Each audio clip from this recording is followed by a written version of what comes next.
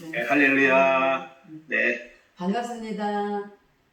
제가 어쩌다가 새손 중에 이렇게 소개를 받고 자주 이렇게 나타나서 참 어떨 때 죄송하다는 마음이 들어요. 근데 우리 지난번 그 새손중 두 번째 설교 주문을 할 때 끝나고 났는데 제가 평소에 늘 생각했던 어떤 분이 있었어요. 유창무라는 이름을 가진 목사님이신데 제가 30대 후반쯤에 유창무 목사님을 어떤 분한테 소개를 받았어요. 그런데 그 유창무 목사님이 무슨 기도를 하는 가르치는 학교라는지 아무튼 무슨 베델 학교인지 이걸 한다는 소식을 듣고 제가 사역지가 또 멀다 보니까 한 번인가 두 번 뵙고 이게 또 뵌 적이 없는데 이상하게 제 일생에 제 마음속에 누군가의 이름을 기억을 저는 안 하는 스타일이에요. 그런데 유창무라는 이름이 굉장히 저한테는 많이 항상 이렇게 생각이 있었어요. 가끔 생각이 났어요. 그런데 제가 그 줌으로 설교할 때 두 번째 설교 때 이렇게 줌에 이렇게 유창무라는 이름이 뜬 거예요. 그래서 제가 설교하다 사실 좀 깜짝 놀랐습니다. 그 목사님이 아닐까? 그렇게만 생각하고 이제 말았는데 설교 끝난 후에 유창무 목사님이라면서 전화가 왔는데 목소리가 똑같더라고요. 그래서 제가 깜짝 놀랐어요. 참 이렇게 이상하게도 유창무 목사님의 그 성함이 잊어버리지 않았는데 또 스선중에서 이렇게 만나게 돼서 목사님이 저한테 또 이 설교를 부탁하는 그런 제가 영광을 얻게 돼서 참 하나님 앞에 제가 그 의문이에요. 왜 계속 유창무 목사님의 그 성함이 잊어버리지 않고 있다가 이 세월에 만났을까? 제가 그게 굉장히 지금도 궁금한데요. 아무튼 유창무 목사님이 전화하실 때에 제가 두 번도 반대 안 하고 제가 정말 감사함으로 받다 보니까 여러분을 또 여기서 이렇게 만나 뵙게 돼서 감사하기도 하고 다른 분들이 이렇게 하셔야 되는데 제가 이 자리에 또 있나 싶으니까 좀 죄송하기도 하고 아무튼 그런 상태입니다. 오늘 그 무익한 종이라는 제목을 가지고 17장의 말씀을 제가 기도 가운데 이 말씀을 전하는 게 참 좋겠다라는 생각을 하고 이 말씀을 제가 전하게 되는 그 내용이 여러분에게 합당하게 은혜가 됐으면 참 좋겠습니다. 네. 오늘 예수님 앞에 사도들이 와가지고 우리에게 믿음을 더 하소서라고 얘기했어요. 근데 항상 성경을 보면 사도들이 예수님께 무언가를 질문을 하거나 그 다른 사람들이 예수님께 무엇을 질문하든지 예수님은 한 번도 질문한 그 패턴 똑같이 바로 대답을 해주시는 법이 없어요. 예수님은 계속 어떤 비유, 전혀 제자들이나 다른 바리새인들이나 질문을 할 때에 꼭 얻고자 하는 그 대답이 아닌 전혀 엉뚱한 비유를 들으면서 대답을 해주셔서 참 모든 사람들이 당황스러운 그런 장면들이 성경에는 많이 나옵니다. 오늘도 마찬가지예요. 분명히 예수님 앞에 우리들에게 믿음을 더 해달라고 제가 가만히 생각해 보니까 제자들 자신들이 믿음이 있다고 생각하는 것 같아요. 자신들이 믿음이 있긴 한데 너무나 큰 믿음이 아니어서 자기들이 쫓아다니는 그 선생님 예수님의 그 사역은 도무지 자기들이 따라갈 수 없다는 생각에 믿음을 더 해달라고 한 것 같아요. 그런데 예수님께서는 또 역시나 마찬가지로 너무 놀라운 얘기를 하시죠. 겨자씨 하나일 만한 믿음이 있었더라면 이 뽕나무더러 뿌리가 뽑혀 바다에 심겨라 하였을 것이요 그것이 너희에게 순종하였으리라. 믿음을 더해달라고 얘기하는 제자들에게 지금 예수님이 말씀하시는 것은 겨자씨도 문제가 아니고 뽕나무도 문제가 아니고 지금 순종이라는 것을 말씀하시는 거예요. 그러니까 믿음을 더해달라는 제자 앞에 순종이라는 것을 얘기하기 위해서 예수님은 너희에게 겨자씨만한 믿음만 있었더라면 이 뽕나무더러 뿌리가 뽑혀서 바다에 던져져라. 산에 있는 뽕나무더러 바다에 심겨져라. 이렇게 말을 해도 그 뽕나무가 너희에게 순종하였으리라. 제가 이제 가끔 칠판 설교를 하면서 삼각형을 잘 그려서 이렇게 처음 만난 분들은 제가 그 강의를 잘 재밌어 하면서 제가 잘 합니다. 이게 이제 삼각형을 보면은 위에는 위에 이렇게 꼭지점이 있고 이게 세 개의 꼭지점이 있잖아요. 그런데 이 삼각형의 맨 위에는 하나님이 계시고 밑에의 이 줄에는 인간과 자연의 세계. 그래서 이제 이걸 연결해서 삼각형을 그리는 그림을 제가 가끔 잘 그리는데 삼각형 맨 위에 하나님이 계시는데 인간과 자연의 세계는 같이 있는 거예요. 그래서 일자로 같이 있고 하나님을 향하여 인간의 세계도 하나님을 향하여 눈을 들고 있고 자연의 모든 세계도 하나님을 향하여 이제 눈을 들고 있는 거예요. 이게 무슨 내용이냐면 우리 인간은 하나님께 예배하기 위해서 늘 마음이 하나님께 항상 고정되어 있는 거죠. 하나님은 그리고 자연세계나 우리 인간에게 하나님이 하실 일은 뭐냐면 하나님은 태초에 모든 천지 만물을 창조하실 때 우리 인간도 하나님께 예배하는 자, 자연도 하나님께 모든 것을 순종하고 복종하는 그런 상태로 하나님은 창조하셨어요.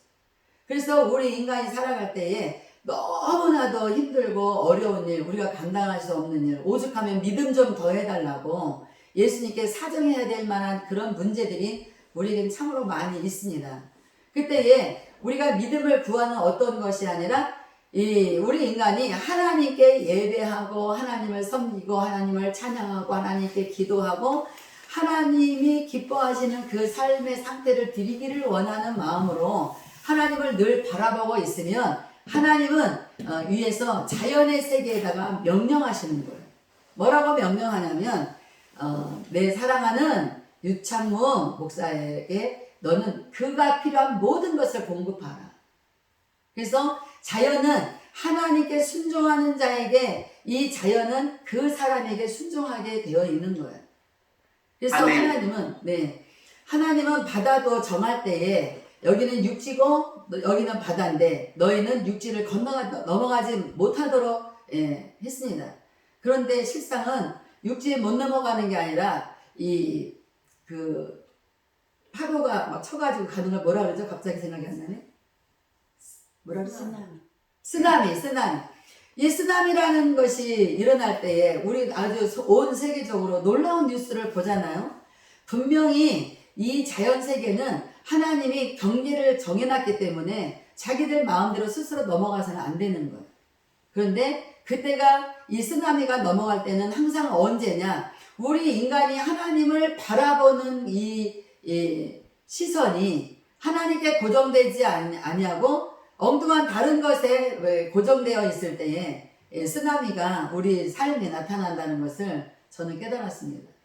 이 뽕나무가 산에 있는데 아무리 우리 제자들이 믿음이 크다 그래서 뽕나무한테 명령해서 너는 바다에서 심겨져라 라고 말할 일은 없어요. 그러나 예수님은 그런 것까지라도 너희에게 겨자씨만한 믿음이 있었다면 이 뽕나무는 너희에게 순종하였을 것이라는 거예요.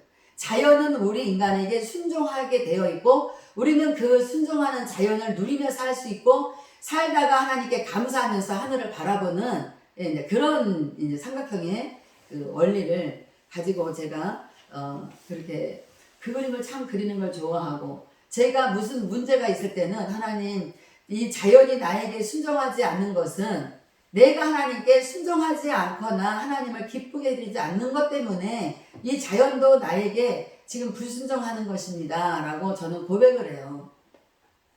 우리는 이런 원리를 알지 못하면 내가 믿음이 없나? 내가 믿음이 작나? 그리고 계속 왜 이 자연적인 모든 환경들이 나한테 이렇게 어렵게 되어지나? 그리고 우리는 하나님을 바라보면서 우리의 어떤 하나님 앞에 관계가 회복되지 않거나 하나님과 관계가 화목되지 않은 것들을 생각을 해야 되는데 우리는 계속 원망하고 불평하고 나는 도대체 왜 이렇게만 살아야 되나라고 생각하는 경향이 많이 있죠. 특별히 이렇게 여러 선교사님들을 여러 나라에 우리 태어나지도 않는 나라에 가서 선교하실 때 특별히 그런 일들이 많이 있지 않을까라는 생각을 제가 해봤습니다. 제가 선교지를 다니긴 하면서도 선교사로 가서 살아보질 않았기 때문에 우리 선교사님들의 그런 애환들을 제가 그리 잘 알지는 않아요. 그러나 이제 또 저도 나름 60이 넘은 생활을 이렇게 세월을 살다 보니까 목회 선상에서 그래 목사나 선교사나 다 같이 인간인지라 목회지에서 선교지에서 온갖 사역지에서 일하는 모든 일들은 다 똑같겠지라는 생각을 해봅니다. 저도 목회하면서 많은 어려움을 겪고 사실은 하나님 앞에 내가 믿음이 없나 믿음이 적어서 그런가. 근데 실제로 저는 제가 믿음이 없는 상태를 많이 체험해요. 사람들은 제가 믿음이 굉장히 좋다고 저를 그렇게 자꾸 보셨었는데 제가 얼마 전만 해도 저는 항상 제 입술로 나는 믿음이 없다. 늘 그렇게 말을 했어요. 제가 이 성전을 지을 때에 사실은 전혀 알지 못하는 이 부여에 사는 어떤 무당한테 땅을 받아서 제가 성전을 짓게 됐는데 이제 돈도 없는 거예요. 성전 지을 돈도 없었어요. 그런데 성전을 지으라는 하나님의 명령이 떨어졌고 남자분들은 성전을 짓겠다고 무슨 다 썩어빠진 포크레인을 막 가지고 와가지고 이제 일을 시작하는 거예요. 그러면서 여자분들은 목사님이 데리고 가서 기도하세요. 기도. 성도가 저한테 그렇게 말했어요. 성도가 저한테 기도하세요라고. 왜냐하면 제가 너무 돈이 없는 상태에서 이걸 하도록 하시니까 넋이 나가가지고 아니 돈도 없는데 무슨 성전을 짓나 그런 생각에 제가 넋이 나가서 뭐 가만히 있으니까 성도가 보기에 이제 안 됐는지 목사님 가서 기도하세요. 그래서 제가 평소에 참 기도를 잘한다 많이 한다 소리를 들었는데 그때는 제가 기도가 전혀 안 되는 거예요. 그래서 이제 권사님들과 집사님들 몇 분을 데리고 그 옆에 가가지고 우리 기도하라니까 기도합시다. 근데 이 마음이 정말 남의 성전 짓는 하나님이 짓는 성전이 아닌 나하고 상관없는 것에 제가 어떻게 끼어들어가지고 내가 그 성전에 짓는 것에 내가 기도해줘야 되는 사람이 됐나 보다라는 이런 심정이 들 정도로 저는 저의 일이 아니고 제 3자의 일처럼 마음이 이상하게 그렇게 됐었어요. 그래서 이제 같이 가서 기도하자고 우리 한국 사람들 잘하는 거 있잖아요. 주여 삼창. 그러니까 주여 삼창을 열심히 큰 소리로 제가 우리 성도 그분들을 기도하는 훈련을 다 제가 시킨 거예요. 그러니까 이 사람들이 막 소리를 질러가면서 막 주여 주여 하면서 주여 삼창을 하고 기도를 하기 시작하는데 그분들은 막 저한테 훈련받은 대로 막 산이 떠나가라고 열심히 막 하나 앞에 막 방언으로 기도하는 거예요. 근데 저는 참 죄송한데 눈도 감아지지도 않고 그 다음에 주여도 크게 나오지도 않고 그 다음에 기도는 한마디도 안 되고 그래서 제가 기도하는 권사님들 집사님들을 얼굴을 구경하기 시작을 했어요. 그래서 이렇게 제가 쳐다보면서 제가 속으로 저분들은 무슨 믿음이 좋아서 저렇게 기도가 잘 될까. 나는 참 저분들이 부럽다. 나는 도대체가 기도가 한마디도 할 생각 자체가 안 생기는데 어떻게 저렇게 기도를 할까. 참 부럽다. 이런 생각을 제가 자꾸 했어요. 그러면서 저분들은 저 믿음이 어디서 나올까? 자꾸 그 생각이 드는 거예요. 근데 그럴 찰나에 하나님께서 저는 제가 포기했어요. 나는 믿음도 없고 기도도 나오지도 않고 그래서 그냥 구경하다가 저분들의 믿음을 부러워하다가 저를 그냥 넋이 나간 채로 가만히 있었어요. 그런데 아까 우리 정경남 목사님 기도하실 때 시편 46편 10절의 말씀처럼 너희는 가만히 있어 내가 하나님의 됨을 보이리라. 내가 세계 열왕 중에서 높임을 받으리라. 이 말씀을 기도하셨단 말이에요. 저는 그 말씀을 굉장히 좋아해요. 왜냐하면 나는 가만히 있어도 하나님이 알아서 영광 받으시고 하나님이 왕되심을 보이시고 굳이 내가 뭔가를 어떻게 했다고 하나님이 왕되시는 게 아니라 하나님은 태초부터 이미 왕이셨고 하나님은 태초부터 모든 것을 다 스스로 다 모든 것을 하신 분이기 때문에 굳이 내가 뭐를 어떻게 하지 않아도 하나님은 영광을 스스로 나타내시고 스스로 영광을 받으시는 분인데 그래 내가 뭘 한다고 기도한다고 믿음도 없는 내가 한다고 되겠어? 아주 그냥 불량식품처럼 저는 그렇게 있었어요. 그런데 갑자기 하나님의 음성이 들렸어요. 저는 분명히 기도하지 않았고, 저는 모든 것이 부정적이었고, 돈도 한 푼도 없는데 무슨 성전을 지으라고 하시는가. 아주 하나님께 거의 막 들이받듯이 이렇게 아무튼 마음 자세가 그런 상태였는데, 하나님께서 저에게 갑자기 이렇게 말씀하셨어요. 사랑하는 딸아, 저렇게 믿음도 없이 기도한다고 내가 듣겠느냐? 이렇게 말씀하시는 거예요. 믿음도 없이 기도하는 저 기도를 내가 듣겠느냐? 지금부터 네가 믿음을 가지고 구하라. 그러면 내가 다 해준다. 이렇게 말씀하셨어요. 그래서 제가 깜짝 놀랐어요. 나는 저 사람들이 저렇게 부르짖어 기도하는 저 믿음을 지금 부러워하고 있었는데, 하나님께서는 믿음도 없이 부르짖는 저 사람들의 기도를 내가 듣겠느냐? 지금부터 네가 믿음을 가지고 구하라. 저는 믿음이라는 것은 그때에 제가 깨달은 건, 믿음이라는 거는 하나님이, 내가 가만히 있는데 하나님이 내 마음 가운데 넣어주는 것이 믿음이지, 내가 믿음을 막 달란다고 해서 믿음이 생겨지는 것도 아니고, 내가 믿음에 대해서 뭔가 내가 스스로 뭐를 할 수 있다? 그런 것도 믿음보다는 어쩌면 내 열심이 더 앞섰겠다라는 생각을 제가 그때 해봤고요. 그래서 하나님께서 네가 믿음을 가지고 구하라. 그때 제가 믿음이 생겼어요. 뭐냐면 하나님의 음성을 들었잖아요. 그래서 제가 갑자기 기도를 하기 시작하는데, 정말 먼저 기도 시작했던 그분들의 기도보다 3천을 제가 막 떠들썩하게 막 하는 그런 목소리로 기도가 되기 시작했어요. 근데 저는 다른 거 안 했어요. 하나님이 분명히 해준다고 했으니까 저는 믿습니다. 분명히 하나님이 믿음 가지고 구하라고 했는데, 나는 하나님이 해주신다고 했던 그 음성을 들었으니까 나는 그 믿음으로 구합니다. 이제 그렇게 기도가 끝났어요. 한참 하다 끝났는데, 우리 교회에서 갑자기 전도사님 부부가 여행을 가자고 하는 거예요. 그래서 내가 지금 돈도 한 푼도 없고 이 성전을 지으라는 명령을 받고 사람이 심란한데 무슨 여행을 가겠어요. 그래서 나는 못 간다고, 둘이 갔다 오라고. 그랬더니 자꾸 가자고 하는 거예요. 그래서 제가 하나 앞에 기도하고, 아무튼 내일 새벽 기도에 가서, 너무 귀찮은 거 자꾸 가자고 하니까, 그래서 내가 내일 새벽 기도 가가지고 하나 앞에 다시 한 번만 기도하고, 아무튼 그때 응답을 해준다. 그런데 그 다음날 뉴스에는 그 다음날이 아주 엄청나게 비가 쏟아진다는 뉴스였어요. 그래서 저는 이제 새벽기도 끝나고 오면 비가 막 쏟아질 것이고, 그러면 여행을 갈 수 없게 될 것이고, 그러면 저는 자연적으로 안 가도 되니까 마음 편하겠다라고 생각을 하고 새벽기도 가서 기도를 했어요. 하나님께서, 하나님 저는 너무 귀찮아요. 저 전도사님 자꾸 여행 가자는데 난 너무 귀찮아요. 그렇게 기도를 하는데, 하나님께서 저에게 이렇게 말씀하셨어요. 네가 사명감을 가지고 여행을 가라는. 그래서 제가 깜짝 놀랐어요. 아니, 여행을 가는데 무슨 사명감을 가지고 가겠어요?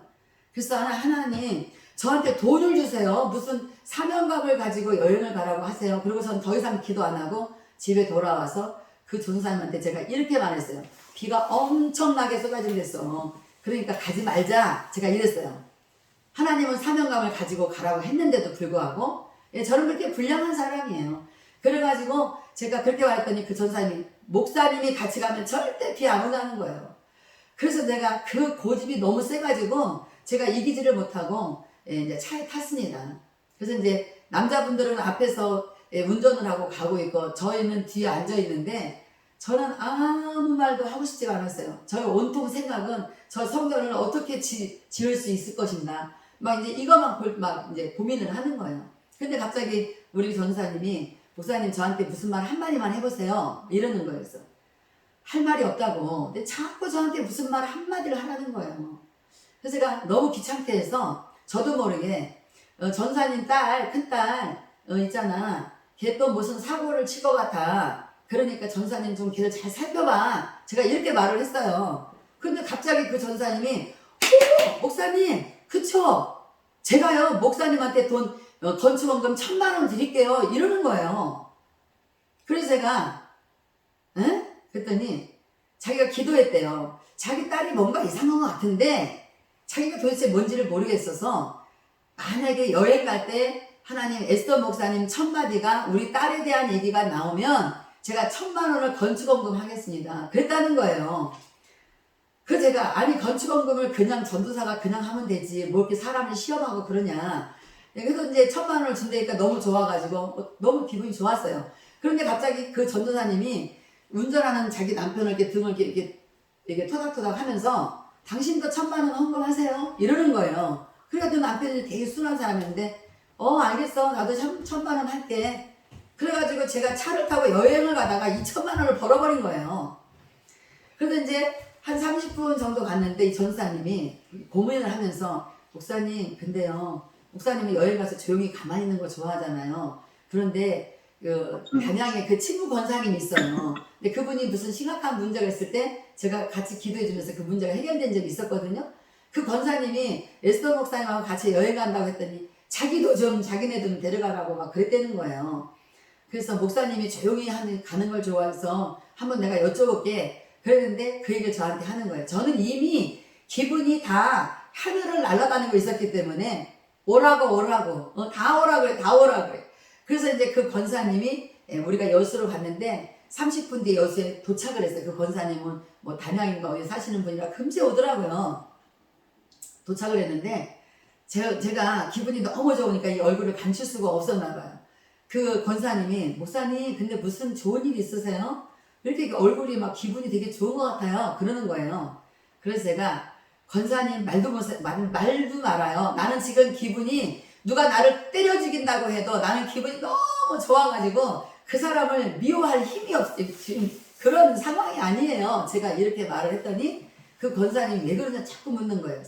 제가 이래저래 해가지고 2,000,000원을 벌었어요. 세상에 2,000,000원을 이 20년 전 얘기입니다. 2,000,000원을 벌었는데 제가 왜 기분이 안 좋겠어요? 제가 막 그러면서 그랬더니 이 권사님이 고민을 하는 거예요. 목사님은 어떡하죠? 어떡하죠? 그랬어.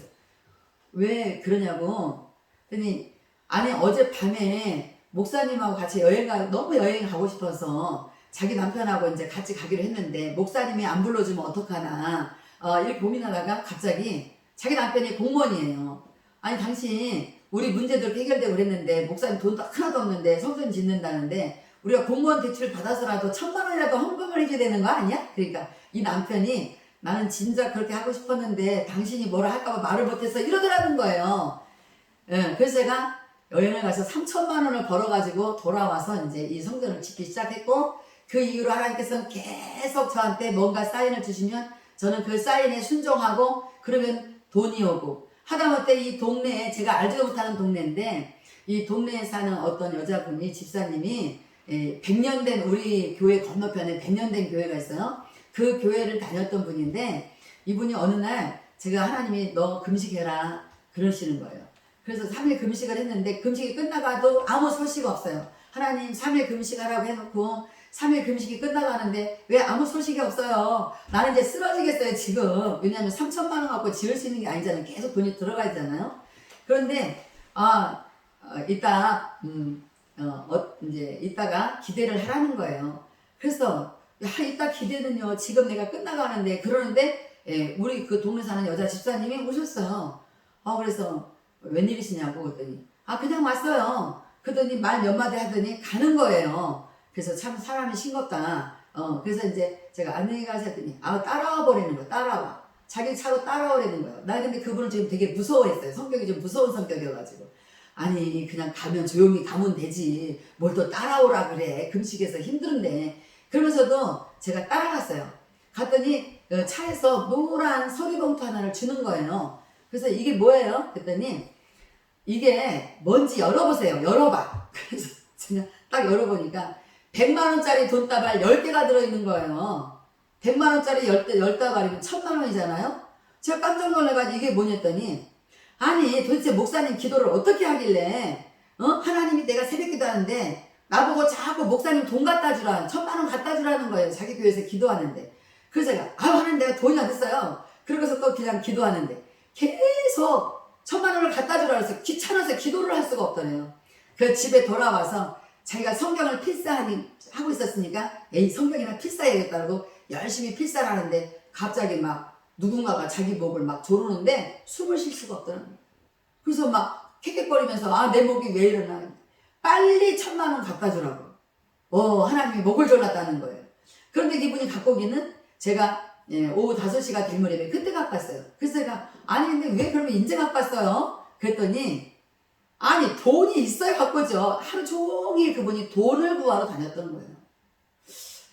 그래서 제가 이제 1,000,000원을 받고 또 계속 아무튼 그런 사건들로 아무튼 성전을 다 짓게 됐습니다. 돈 1원 한 푼도 빚 없이 외상으로 하지도 않고 성전을 다 지었어요. 그런 속에서 제가 하나님에 대한 믿음이 저에게 이제 생기기 시작한 거예요. 하나님은 안 되는 것도 되게 하시고 없는 것도 있게 하시고 화가 복이 되게 하시고 저주가 축복되게 하시는 하나님, 그 하나님은 하나님의 마음에 들기만 하면 남의 목도 졸르기도 하는구나. 목을 졸려서라도 주시기도 하는구나. 이런 것들을 제가 아멘. 여러 많은 것들을 제가 체험하면서 저에게 이제 믿음이 어떤 믿음이 생겼냐면 무조건 하나님은 하신다. 하나님이 하시려고 계획한 건 하나님 무조건 하신다는 그런 아멘. 믿음이 제 안에 생기게 됐어요. 그래서 도무지 안 되는 어떤 것도 저는 성도들을 이렇게 이루었어요. 하나님이 하신다잖아. 하나님. 아멘. 하나님이니까 하는 거지. 자꾸 제가 하나님만 네. 자꾸 말을 했어요. 하나님이 이러니까 하시고 저러니까 하시고가 아니고 하나님이 하신다잖아. 뭘 걱정해. 하나님이 하신다고. 제가 계속 아멘. 이제 그렇게 하면서 성경을 읽으면 그때부터 믿음에 대한 확신이 더 오기 시작을 했어요. 그래서 제가 이제 사도들이 예수님께 나와서 믿음을 더하소서라고 하는데 겨자씨만한 믿음을 말씀하시는 주님이 겨자씨에 대해서 계속 설명을 했어야 되는데 희한하게도 겨자씨를 설명한 게 아니라 네가 겨자씨만한 믿음이 있었을지라도 뽕나무는 너희에게 순종했을 거라는 거예요. 왜 믿음을 더해달라는데 왜 순종을 얘기하시는 건지 이제 우리는 굉장히 많이 좀 사도들이 헷갈리고 좀 그러겠잖아요. 그러면서 예수님이 연이어서 말씀하시기를 너희 중에 누구에게 밭을 갈거나 양을 치거나 하는 종이 있어 밭에서 돌아오면 그더러 곧 와 앉아서 먹으라 말할 자가 있느냐 그래요. 그러니까 주인의 일을 하루 종일 밭도 갈고 양도 치고 모든 것을 하면서 돌아왔는데 주인이 밥 먹을 때 야 너 수고했으니까 종 너 들어와 같이 밥 먹자. 옛날에 우리 할아버지도 꽤나 잘 사는 분이었는데 절대로 그런 일 없어요. 여자도 감히 밥상에 같이 앉히지도 않는 그런 할아버지였어요.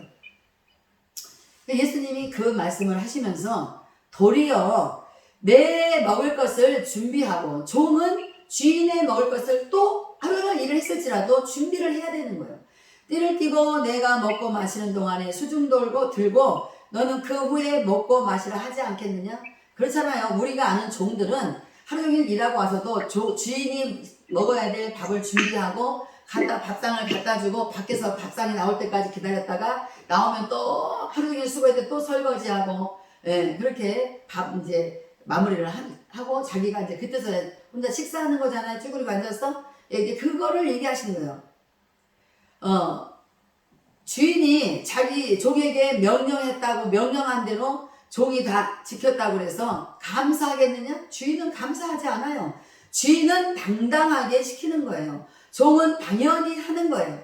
자, 그렇게 명한 대로 했다고 종에게 감사하겠느냐? 이와 같이 마지막 10절에 이와 같이 너희도 명령받은 것을 다 행한 후에 이르기를 우리는 무익한 종이라 우리가 하여야 할 일을 한 것뿐이라 할 것이니라 라고 말씀하셨어요. 무익하다 이 말은 유익을 주지 않는 자가 무익한 데. 무익한 종이라는 언어에 보면 늘 주인에게 패만 끼치는 사람을 뜻하는 것입니다. 왜 이 사람이 하루 종일 주인을 위해서 일을 하고 왔는데도 불구하고 왜 주인은 무익한 그 종은 자기 입장에서 무익한 종인지, 왜 주인에게 어떤 유익을 주지 못하는 늘 주인에게 패만 끼치는 그런 종이라고 한 것인지 이런 것들이 우리 굉장히 궁금해요. 그래서 제가 이제 이 말씀을 읽다가 가만히 생각을 해봤어요. 왜 우리는 마땅히 할 일을 했을 뿐이고 왜 우리는 늘 무익할까? 하나님은 우리를 통해서 영광을 받으실 텐데 왜 우리가 무익한 종일까? 이제 그런 것을 제가 고민하다가 생각한 게 그거예요. 하나님은 태초에 우리가 지금 살고 있는 모든 자연 세계를 완전히 하나님이 다 만드셨어요. 그리고 우리가 너무 잘 아는 그 하나님이 그 모든 것들의 주인이시잖아요. 하나님은 우리 인간이 쓸 수 있는 모든 것들을 다 만드신 거예요. 그런데 그때에 아담을 또 지으시고 아담에게 주신 것이 뭐냐면 영원한 생명을 주신 거예요. 네가 이 에덴 동산에서 나와 함께 있으면 영원한 생명을 누린다는 거죠. 근데 아담과 하와는 영원한 생명을 누리지 못하게 되어버렸어요. 에베소서 2장 1절에 보면은 이미 죄로 죽었던 너희를 우리는 이미 죄로 죽었어요. 언제 죽었냐면 아담과 하와가 선악과 따먹고 쫓겨난 때에 이미 죽은 거예요.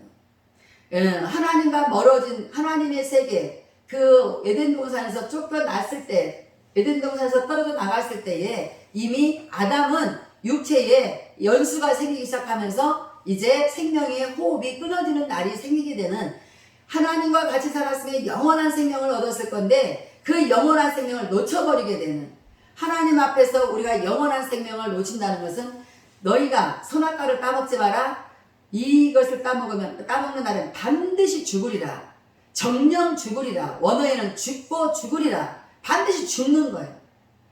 하나님께서 명령하신 것에 불순종한 것은 반드시 죽는 거예요. 그때 아담과 하와는 이미 죽은 자였습니다.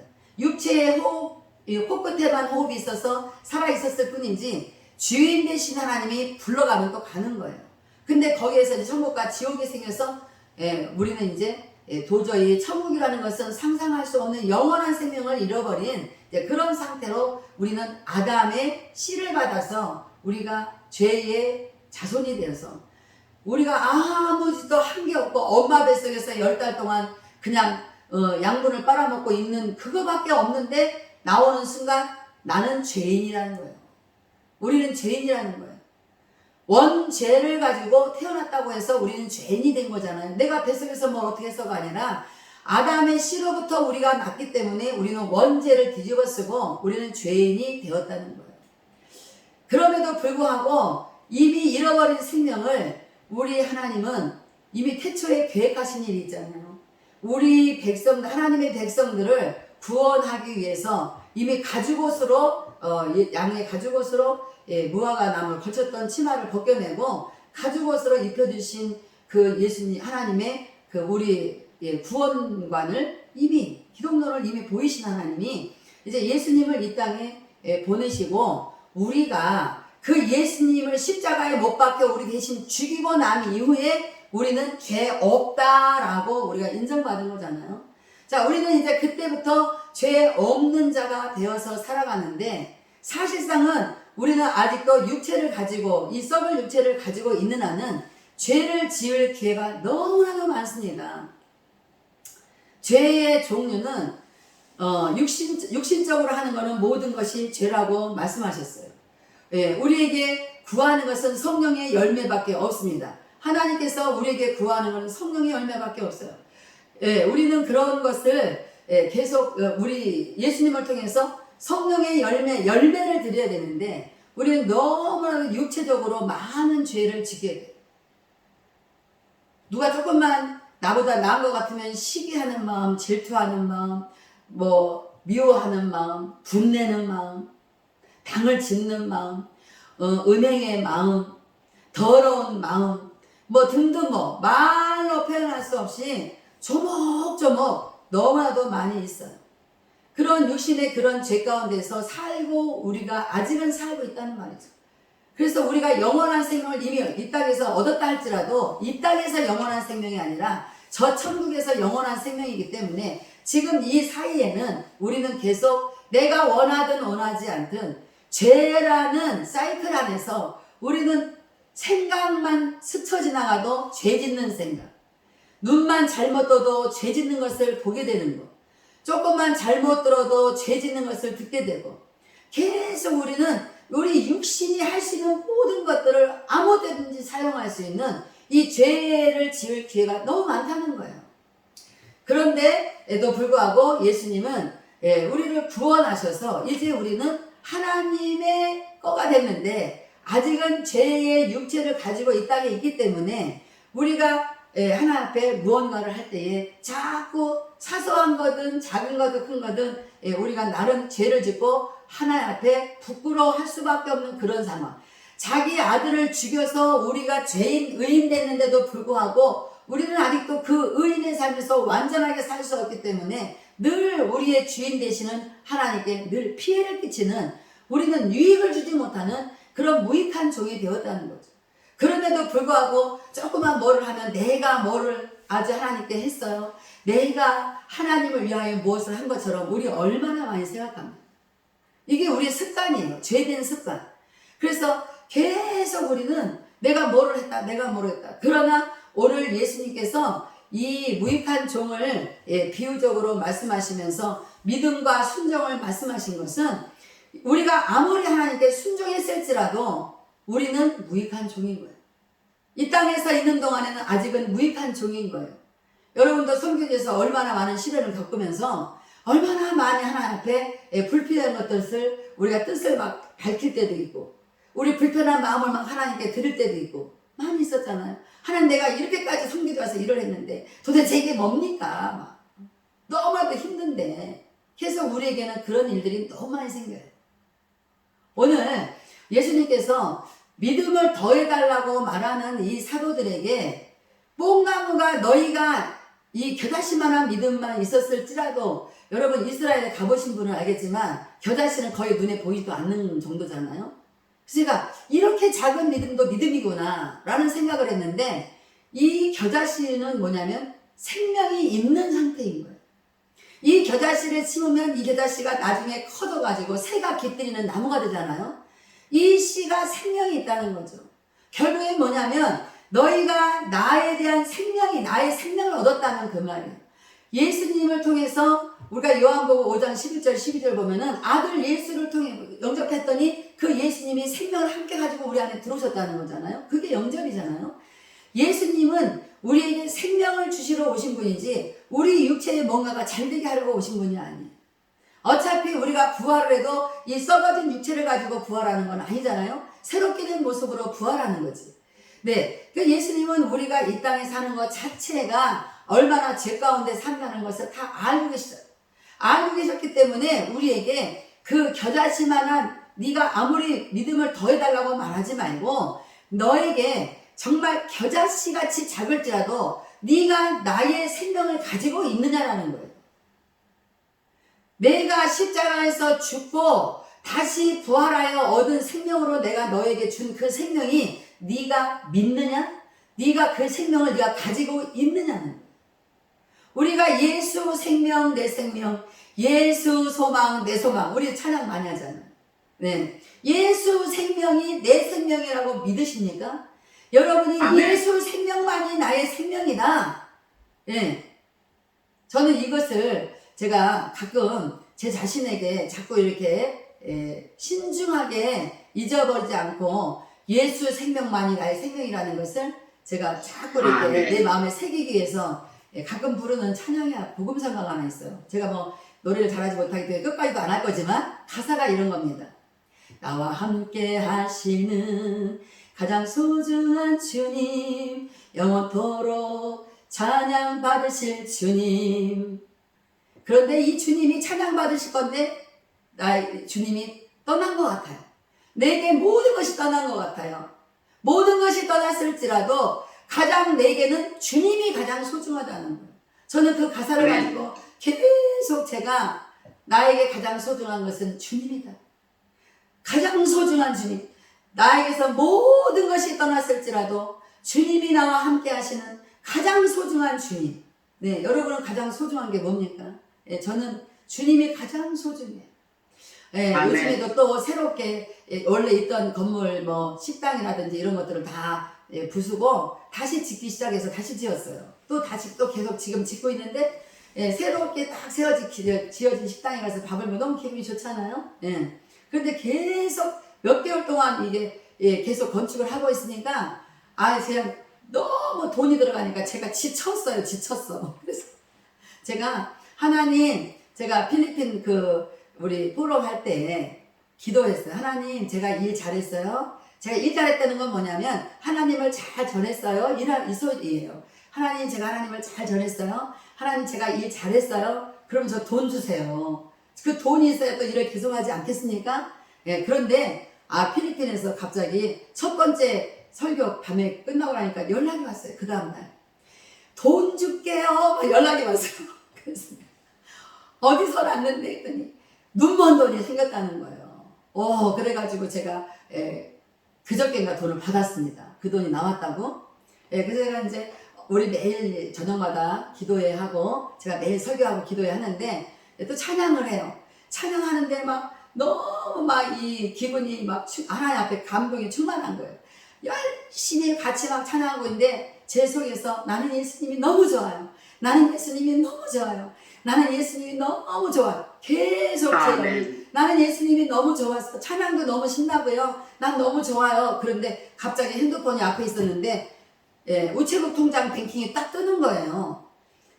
이거 이제 두 가지 중에 하나예요. 돈이 빠져나갔다, 들어왔다, 둘 중에 하나인데 이건 뭘까? 그러니까 모르는 유시성을 가진 모르는 분이 돈을 버는데 200만 원을 버는 거예요. 제가 깜짝 놀래가지고 이거 돈 잘못 들어오면 큰일 나는데 모르는 사람이 나한테 돈을 잘못 보냈나 보다. 그래서 제가 유시성을 가진 어떤 분한테 제가 확인을 했어요. 혹시 저한테 돈을 보내셨나요? 네, 보냈습니다. 저한테 돈을 200만 원을 왜 보내셨어요? 기도하는데 하나님 보내라 해서 보냈습니다. 그러시더라고요. 제가 너무 기분이 좋지 않겠어요?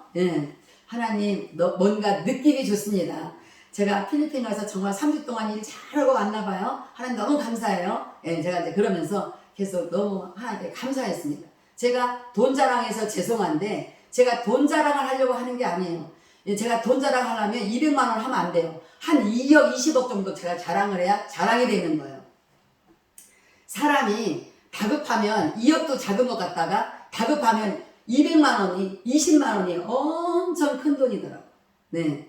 중요한 건 뭐냐면 내게 예수님이 주신 생명이 있나? 그러면 이 생명은 나에게 자동 뭘 하게 만드냐면 믿음을 가지게 만드는 거예요. 예수님 주신 생명은 우리에게 믿음을 심어주시는 생명이에요. 그래서 그것이 겨자씨만큼 조그맣든 더 큰 믿음이든 상관없어요. 생명이 있냐 없냐가 중요합니다.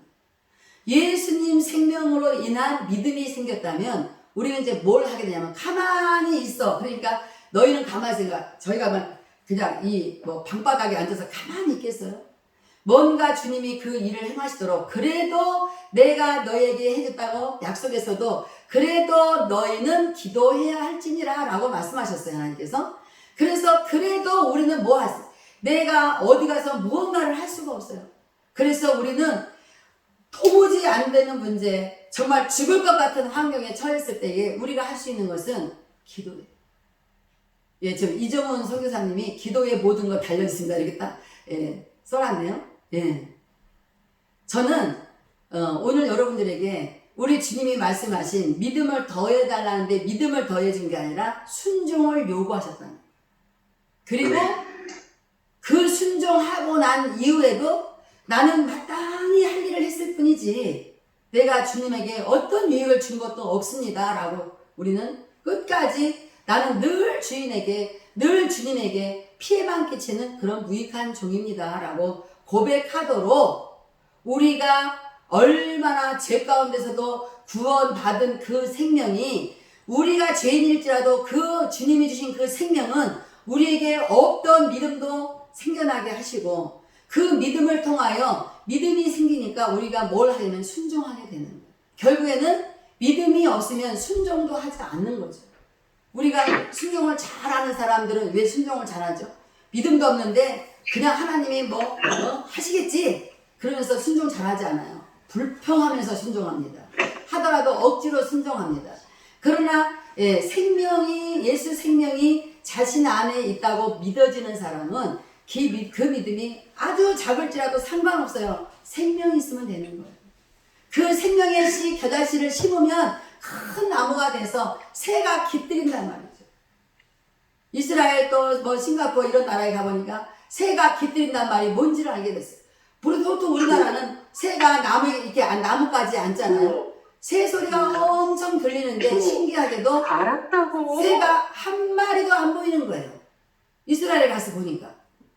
새 소리는 너무 아름답게 너무나 많은 새가 한 수천 마리 있는 것 같아요. 근데 새가 한 마리도 보이지 않아요.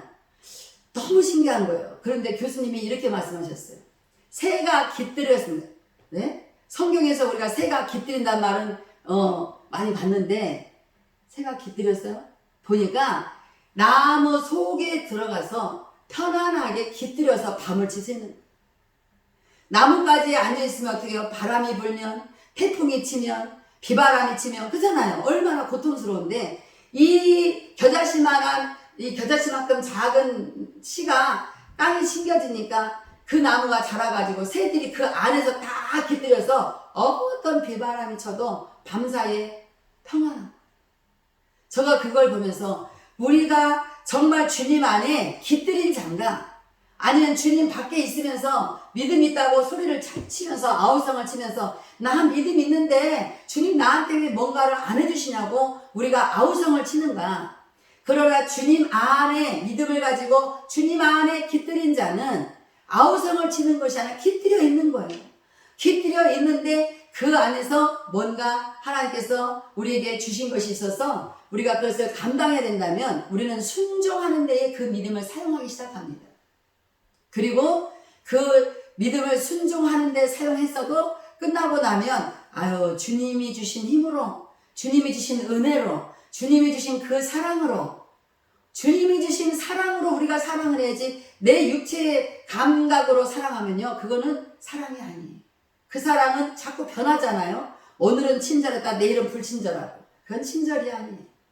성령을 통한 예수 생명을 통한 예수님께 받은 사랑을 통한 친절은 변하지 않는 친절입니다. 변하지 않는 위로예요. 우리는 누군가를 위로할 때 오늘은 위로하고 내일은 막 화나게 만들어. 그럴 수는 없는 거예요. 하나님의 그 사랑, 성령의 그 사랑은 우리에게 영원히 변하지 않는 하나님이 영원히 태초부터 영원 끝날까지 변하지 않는 동일하신 그 사랑을 우리가 받았다면 우리는 영원히 하나님의 영원한 그 사랑을 전하는 자리가 바로 목사요 선교사인 걸 저는 그렇게 말씀드리고 싶습니다. 아멘. 네, 이제 말씀을 마칠 거예요. 여러분들 저도 선교지에 선교사로 가지 않았을 뿐이지 책으로 쓰려면 수십 권도 써야 된대요. 사람들이 저한테. 목사님의 일들은 책을 쓰려면 수십 권도 더 써야 된다는 거예요. 그럴 정도로 많은 사연이 있습니다. 그 사연 속에서 얼마나 많이 정말 하나님은 살아계신가? 정말 하나님은 일하신 건가? 하나님은 나를 정말 안 버리셨나? 아니면 버리셨나? 하나님은 나를 사랑하지 않나? 왜 이렇게 가만히 계시지? 왜 하나님은 이렇게 무슨 감각이 없으신가? 얼마나 우리가 할 소리, 안 할 소리, 된 소리, 센 소리 많이 했잖아요. 이렇게 우리는 하나님께서 우리가 숨 쉬는 것도 공짜로 숨을 쉬게 했어요. 우리 코끝에다가 계량기를 달았으면 돈 수없이 내줘야 돼. 그잖아요. 우리 집에서 쓰는 가스는 계량기가 계속 돌아가면 쓴 만큼 돈을 엄청 내야 돼서 아까워서 못 쓰고 아끼잖아요. 전기도 계량기 아껴가지고 아끼느라고 전기도 잘 못 쓰잖아요. 그런데 하나님은 태초부터 우리에게 숨 마음대로 쉬도록 산소를 마음껏 부어줬어요. 그리고 하나님은 우리에게 그런 사랑을 주셨는데도 불구하고 한 번도 계량기를 코끝에 달아본 적도 없고 산소값 왜 안 냈냐고 우리한테 말씀하신 적이 없습니다. 그런데요 너무 신기한 건 몸이 중한 자들은 병원에 가면 산소를 만들어서 그 산소를 기계를 달면 돈을 내야 돼요. 병원에다가 산소값을 내면서 하나님께는 산소값을 내지 않아요. 여러분 우리가 다른 거는 다 고사하고도 오늘 여러분 지금도 산소값도 안 내고 숨을 쉬고 계시잖아요. 그래서 우리는 숨을 내쉬면서 무엇을 내쉬면 산소를 내뿜느라 우리는 막 이산화탄소 이런 것들을 막 다 나쁜 거를 뿜어내잖아요. 그래도 하나님은 너희가 숨을 나는 좋은 산소던데 너희는 나쁜 것을 내뿜냐고 말씀하지 않아요. 왜냐하면 하나님은 우리를 만드신 분이라 우리가 산소를 호흡을 해도 그런 이산화탄소 이런 것들을 내뿜는다는 걸 알기 때문에 하나님은 알고 지으신 거예요. 하나님은 우리가 무엇을 원하는지 바라는지 우리가 얼마만큼 믿음이 없는지 있는지 그런 것이 문제가 아니에요. 하나님을 믿는 생명이 있냐? 그 믿음이 있냐? 그게 믿음이에요. 하나님의 생명이 내 안에 있다는 것을 믿는 것이 믿음. 내 안에 하나님이 살아서 계시는 그분은 나에게 무엇인가 늘 일하고 계신다는 것을 여러분 믿을 수 있었으면 좋겠어요. 여러분 믿는다면 아까까지는 도무지 믿어지지 않아서 답답해서 아무것도 할 수 없을 때 다 내려놓고 있을 때에 여러분 그래도 한 가지 우리가 할 수 있는 건 기도의 힘이 있습니다. 아멘. 우리가 기도가 아까 저처럼 믿음이 없는 나는 믿음이 없어 그래서 돈도 없는데 무슨 기도가 나오나? 돈이 믿음이었어요. 저는 돈이 보이는 게 믿음이었다는 거. 얼마나 제 믿음이 아닌 것을 가지고 저는 하나님 돈을 주세요. 뭔 기도를 시키세요. 이렇게 불량한 저를 고백하면서 우리는 늘 하나님께 뭔가를 늘 받으면서도 이미 다 주신 것도 다 누리고 쓰면서도 우리는 계속 하나님께 뭔가를 요구하는. 이제 우리 선교사님들은 이렇게 얼굴을 뵈니까 굉장히 뭔가가 이렇게 성숙하고 굉장히 뭔가 막 진정성이 있어 보이고 정말 모든 것을 초월한 그런 얼굴이 다 안색이 아주 좋으십니다. 네, 이제 우리에게 어떤 크고 작은 문제들이 어떤 문제들이 태산을 넘어야 될 문제가 있다 할지라도 우리에게 숨 쉴 수 있는 힘을 주셨다는 건 기도하라는 거예요. 믿음을 구하지 말고 우리 순종합시다. 우리는 순종한다는 것 자체가 믿음이 있다는 거예요. 할렐루야. 우리 행복기도원에 제가 5일씩이나 되더라고요. 5일이나 제가 설교를 하게 되더라고요. 제가 이제 첫날에 우리가 기도하면서 생명을 가지고 생명 있는 기도를 하면 그 기도는 반드시 훗날에 나무가 크게 자라서 많은 사람들이 저와 여러분 때문에 안정감 있게 평안하게 위로를 받고 예수님을 잘 섬길 수 있는 그런 날이 돌아올 것을 믿으시고 우리는 그것 때문에 목사가 됐고 그것 때문에 선교사가 됐으니까 여러분 오늘부터 힘을 내요. 할렐루야.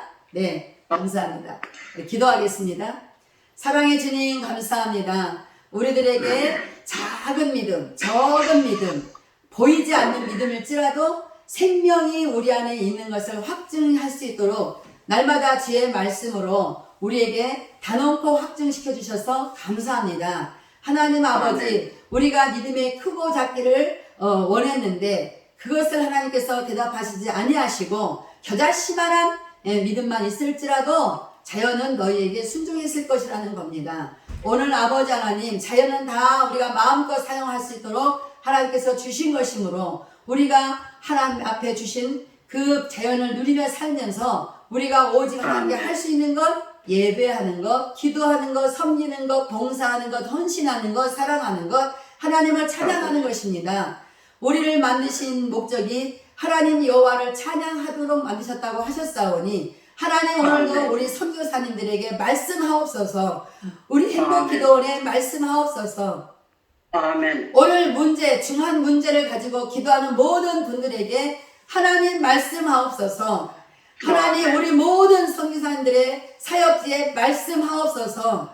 너희가 겨자씨만한 믿음만 있었을지라도 이 뽕나무가 너희에게 순종했을 것이라고 말씀하옵소서. 오늘 하나님 성경을 통해서 말씀하신 주님 감사합니다. 찬양을 드립니다. 이제 아버지 하나님 우리가 무엇을 그동안 했을지라도 우리는 날마다 주님 나라에 피해를 끼치는 무익한 종이었습니다. 우리는 주님 앞에 서기 전까지는 늘 무익한 종으로 살아갈 수밖에 없습니다. 하나님 우리가 무익한 종이라 할지라도 우리는 주님께서 명령하신 것을 다 행하기를 원합니다. 우리가 그 명령을 다 행한 후에도 우리는 허리를 숙이고 우리는 마땅히 할 일을 했을 뿐입니다. 나는 무익한 종입니다. 고백할 수 있는 신앙이 우리 안에 자리 잡게 하시고 오늘 아버지 지난 일에 있었던 모든 우리가 했던 것들은 다 아버지 기억하지 않게 하시고 앞으로 또 해야 될 일들이 많습니다. 겨자씨만한 생명의 믿음을 가지고 우리가 순종할 때에 우리를 둘러싼 모든 환경들이 우리에게 꿇어 엎드려 굴복할 것입니다.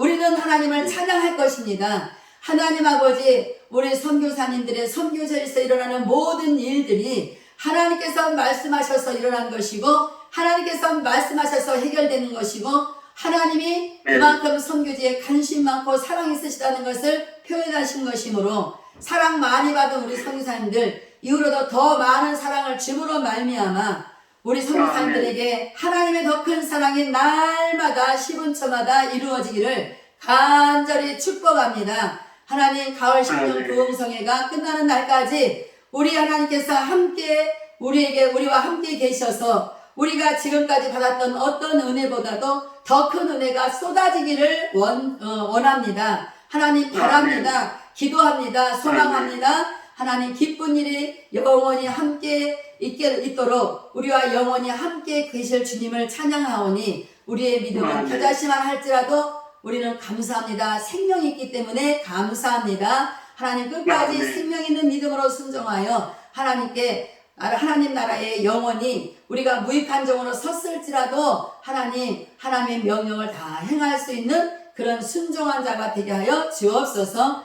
예수님의 이름으로 감사드리고 기도드리옵나이다. 아멘. 아멘. 예, 목사님 축도까지 해주세요. 이제는 억만 가지 죄 가운데서 우리를 구속하신 우리 주 예수 그리스도의 은혜와 아버지 하나님의 한량없이 크신 사랑하심과 성령님의 내주교통 이로 역사하심이 이제 무익한 종으로 살아가기로 거듭나기로 작정한 사랑하는 우리 귀한 선교사님들과 모든 가족들 머리머리 위에 저들이 꿈꾸고 계획하고 기도하는 기도 제목 위에 저들의 모든 사역지 위에 이 나라 이 민족 위에 또한 온 세계에 하나님의 사랑받기로 작정된 자들 머리머리 위에 이제로부터 영원토록 함께 계실지어다. 아멘. 예,